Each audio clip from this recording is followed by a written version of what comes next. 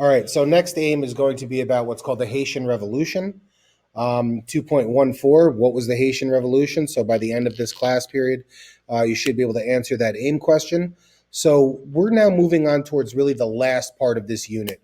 We talked about the Enlightenment and things leading up to the French Revolution. We talked about the French Revolution itself.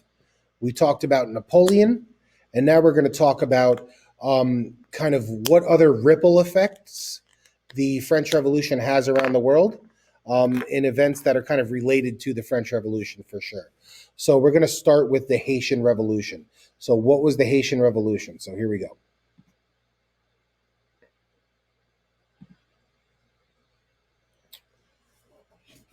All right, so I will give you a second and then we'll move on.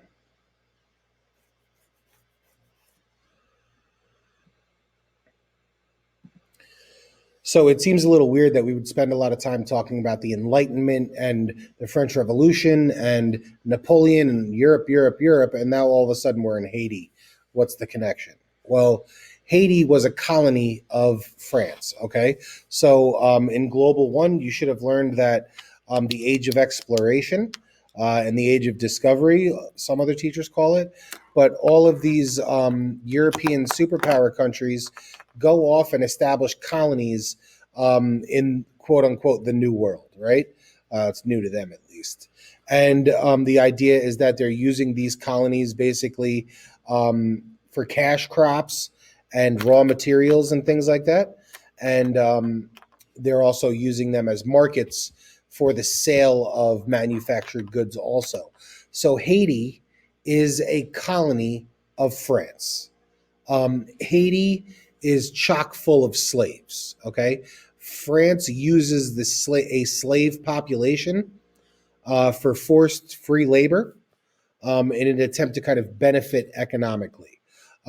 So in Haiti, the large slave population starts kind of a slave uprising on these plantations in Haiti. Um, and these uprisings are inspired by the French Revolution. So in Haiti, kind of this country that is disconnected from France, it's across the Atlantic. They know that the political situation in France is unstable, right, because of the French Revolution, and essentially the plantation slaves in Haiti take advantage of that reality and use this opportunity to kind of rise up against their oppressors and try to kind of make a play for their own freedom. All right, I'll give you a second here.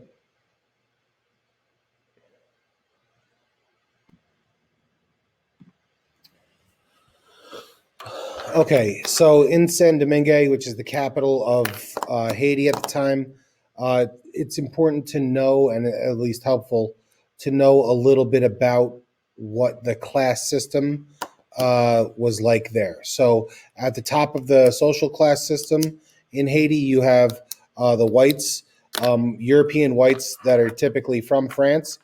They're generally in control of the society. And then we have mulattoes. Mulattoes are people that are half European, half African slave.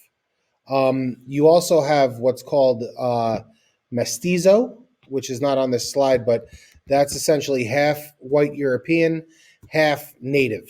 Okay, so those two the mulattoes and the mestizos kind of sit in the middle, and then below that you have just straight slaves that France brought mostly from Africa to the island of Hispaniola, and particularly Haiti, to perform that slave labor.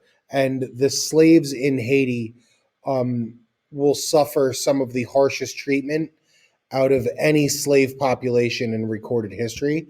And there's particular reasons why, based on the way they use slaves and how their systems of labor, forced labor with slavery worked in the French colonies.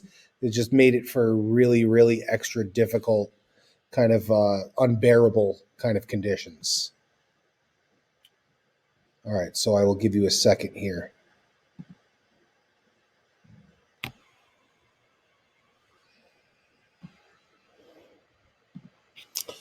So I think for most of us, when we talk about and think about slavery in the Americas, we are kind of thinking about how the slave systems worked in the American colonies. So slavery in the American colonies is really kind of where slaves are essentially private property.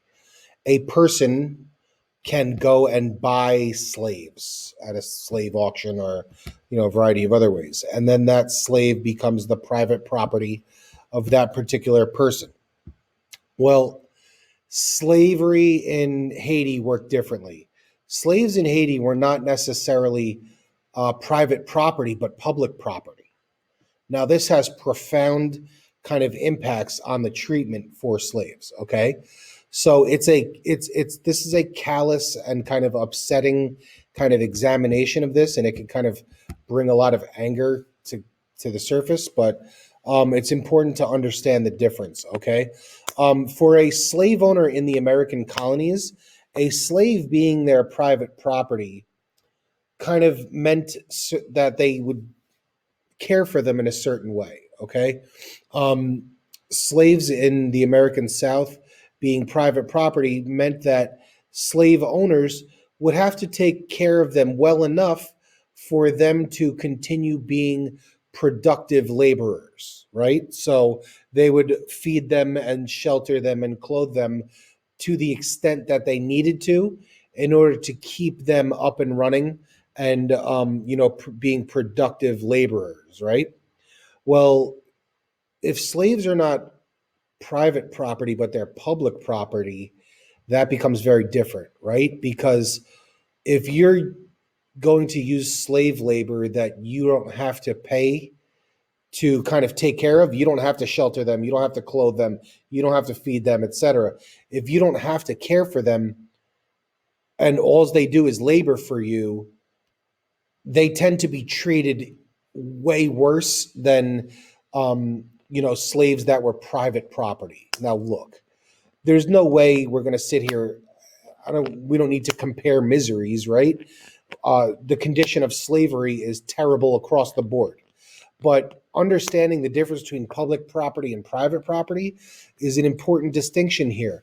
Um, for example, like I said, it's a callous and difficult way to kind of think about this. But a car that you own, you're going to treat a certain way, but a car that you rent is different, right? So that's a tough analogy to make, but it helps kind of add some clarity to how horribly these people really were treated.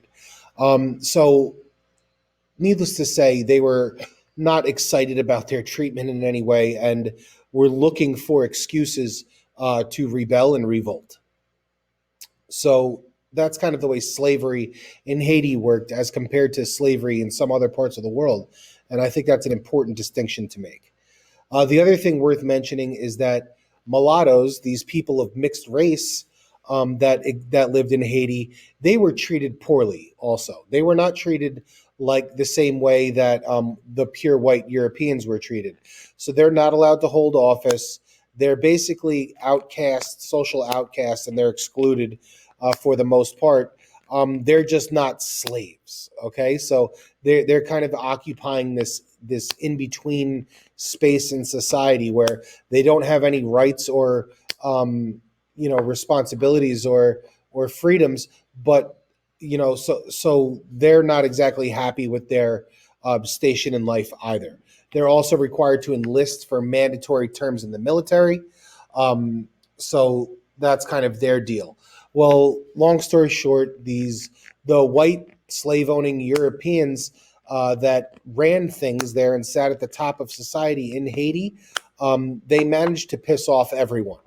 Needless to say, the slave population is very unhappy, and due to their treatment, the mulatto and mestizo populations are very unhappy also. So all of these three groups, the mestizos, the mulattoes, and the slave population, along with whatever's left of the natives, they all kind of can kind of come together in a common ground, and that commonality is their hatred and kind of disdain for the white European slave owners that kind of keep all of these people under their control on the island of Haiti.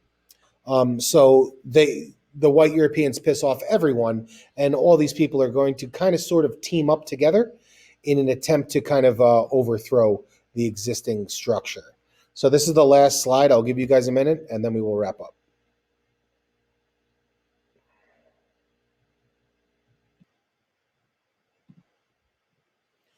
All right. So this is a historical figure that we absolutely must know. Okay. Toussaint Louverture. Come on, lights. My lights just went off. Hold on a second, guys. Toussaint Louverture is the son of an educated slave, and he's going to lead the most significant and successful slave rebellion in history. So Toussaint Louverture kind of rallies all of these groups in Haiti together, and he's going to kind of lead the revolt against the French. And that's kind of the story of how the French Revolution begins. So it's a little bit of opportunity. The French Revolution provides opportunity for these people to do this, and them being treated the way they have been treated for a really, really long time. Kind of all these circumstances kind of are colliding at a particular time in history, and the moment becomes ripe, kind of for the picking, and the circumstances are just right for kind of revolution, and that is how the Haitian Revolution begins, essentially. So when you guys come in tomorrow, you will have the classwork that goes with this aim. It's a stations activity, so you guys will have a series of documents and a question and answer sheet that you can just copy the answers directly onto. So just to recap, make sure that you guys complete that asynchronous assignment for tomorrow. You have to complete that assignment by 11:59 p.m., so before midnight tomorrow, in order to be considered present tomorrow. If you guys don't do the assignment and don't submit it, you're going to be marked absent, okay? So be aware of that.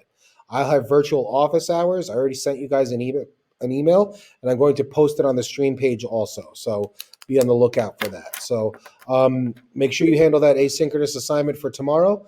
And other than that, I will see you guys back here on Thursday for the next couple lessons.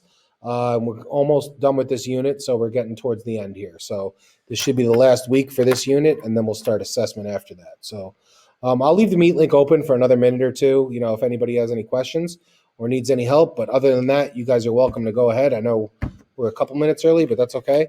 I'm happy to give you guys the time. So I'll be here if you need me, and I have virtual office hours tomorrow. And if not, I'll see you guys on Thursday. So have a good one.